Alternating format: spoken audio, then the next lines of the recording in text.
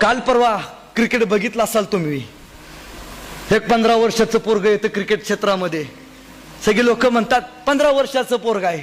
आमची पोरं या वयात शाळेत शिकतात. 15 वर्षाचं पोरग. त्याच्या वडिलांनी सहज एका इंटरव्ह्यू मुलाखतीमध्ये सांगितलं. काय सांगितलं? मी माझ्या पोराला घडवण्यासाठी मी माझी नोकरी सोडून दिली.